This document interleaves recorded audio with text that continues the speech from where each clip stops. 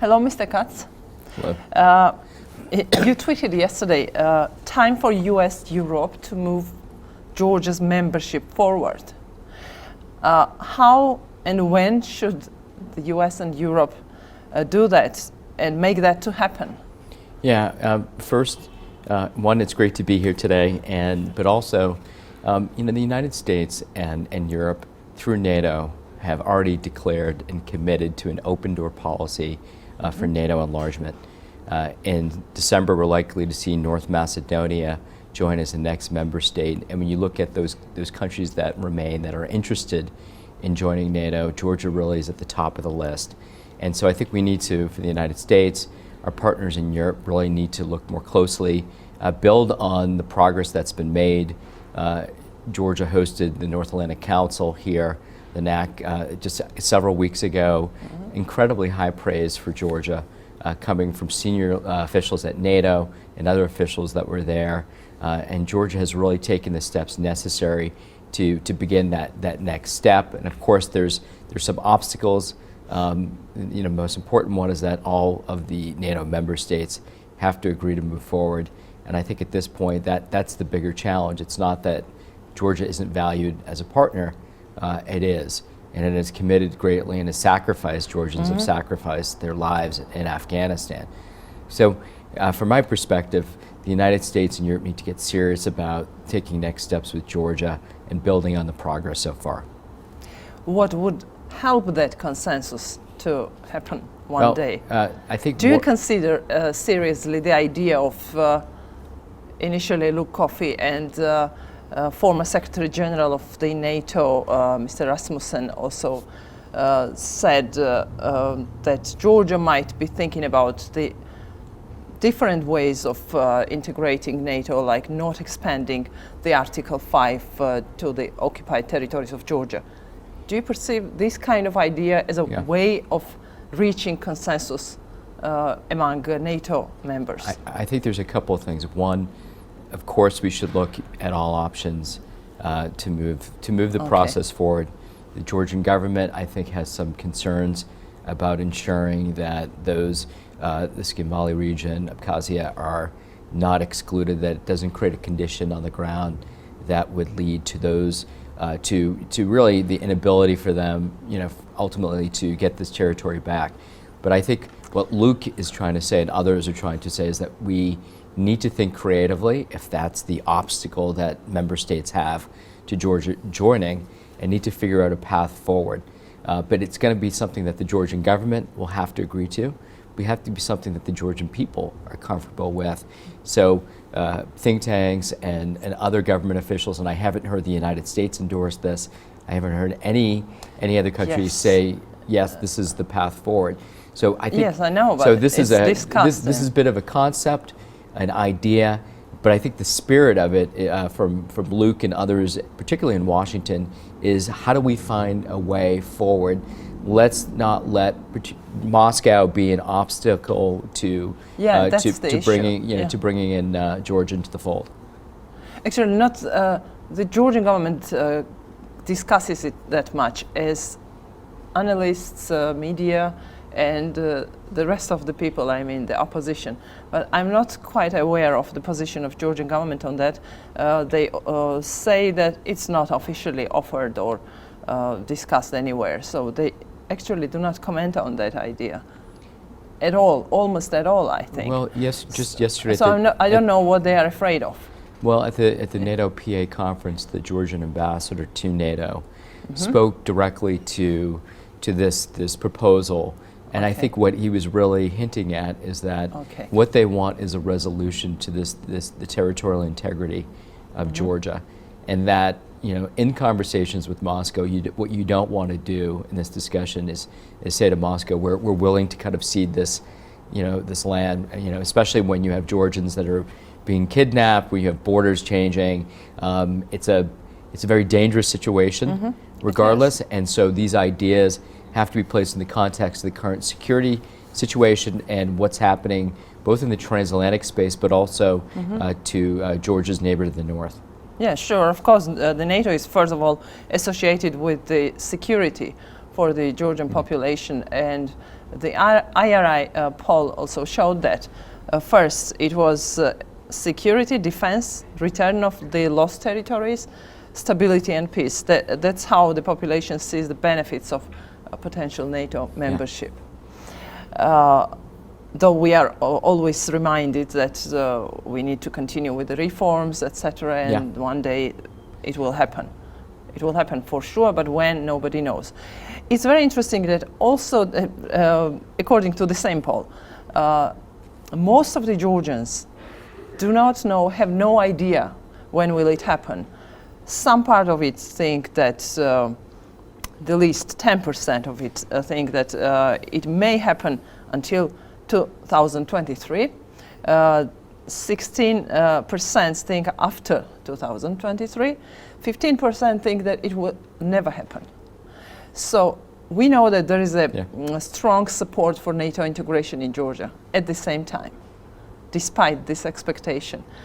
So do you think any kind of risk in losing or diminishing this support as time goes? Yeah, I think it's important. I think one of the things that you pointed out too is this really important aspect of Georgia's democratic reform.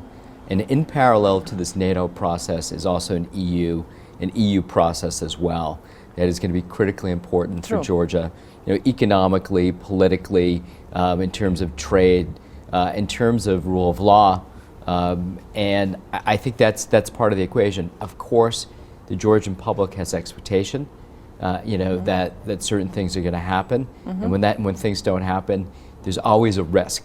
And the goal for NATO and for the United States and others is to step up engagement with Georgia. For example, the U.S. Congress passed the Georgia Support Act, the U.S. House of Representatives, just a little over a week ago, which lays out the foundations of an enhanced partnership with Georgia. It's still a bill, right? It is still. It still has to go through the U.S. Senate. Sure. But I think the expectation is that there's strong bipartisan support, both as there was in the House and the Senate as well. But I think the expectation is it will go through.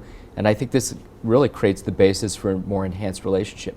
The United States and Europe need to do a much better job in this period where you may not see membership happen, to strengthen the relationship, to create a more strengthened relationship that includes better communication, but also something like a free trade agreement between the United States and Georgia, something that really cements the two countries together, or a standalone security agreement between the United States and Georgia, which could be something that, in conjunction with NATO, maybe that happens first. It's not necessarily at the top of the agenda of the U.S. government, but we need to think creatively. So we have nominee for ambassador to Georgia. Yeah. We listened to her testimony just a couple of days ago. And it's very important, especially Georgia is heading towards the parliamentary elections next year, and it's important to have the ambassador, in its place. What information do you have? Will she be appointed? Well, as you know, she had her what's called the confirmation hearing, and I think the expectation is that at some point in the near future that there'll be a vote in the Senate. As far as I can understand, there doesn't seem to be any opposition. I think I'm impressed. I think that statement highlighted just what you were talking about, which is a focus on sort of multi-level issues, including the election, democracy, rule of law. She emphasized that. She emphasized that, and I think I think it's important for the United States to have an ambassador on the ground. Having worked with a number of the previous ambassadors here and embassy staff, how important it is particularly in the pre-election period, not just on the day of the election, to have the U.S. making certain that that these elections are free, fair, transparent, and meet international standards. And if that happens, I think it will benefit Georgia not only for internally, for internal political stability, but also for exactly what we're talking about, which is NATO and EU. If there's any backsliding seen, this is something that could harm Georgia's NATO membership efforts, its relationship with the EU, and put Georgia, sort of get Georgia moving in the wrong direction. And still, what's the main challenge you observe Georgia's situation, and you are here now for the second day, as far as I know. You meet people So what do you see as the main challenge at the moment?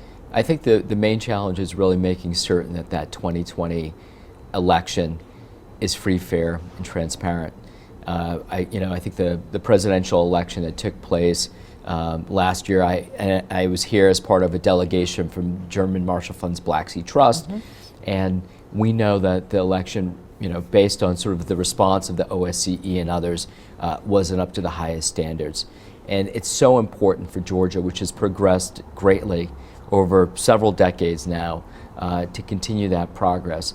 So what are we talking about? Ensuring free and fair media before the election, ensuring there's a level playing field, that there's going to be new political parties, there's a new electoral system. I know constitutional amendments have to be voted on. Not yet in place. But the expectation is, in speaking to members of parliament here, is that the expectation is that this will likely be done before the end of the year in December.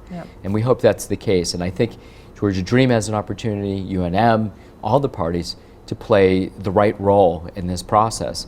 But there's going to be a big spotlight on Georgia because these are so consequential, and because the electoral makeup is so different, that you're likely to see several smaller parties playing a role. And maybe for the first time, Georgia will have a real coalition government. Maybe. We'll see what happens. But I think we have that this period, the U.S. government through USAID has already committed to I think it was $14 million in funding over the next 3 years, 4 years program. Is it 4 years? Okay.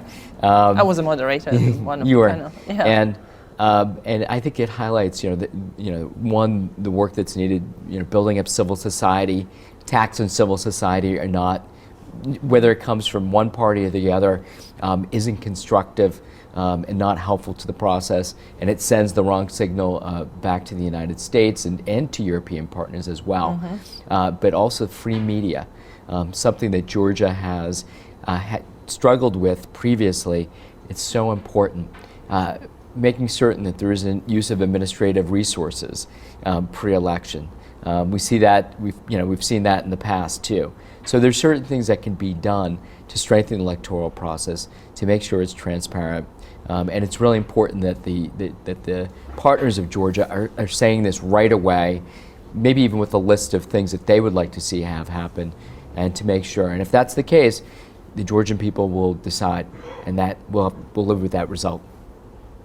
Thank you.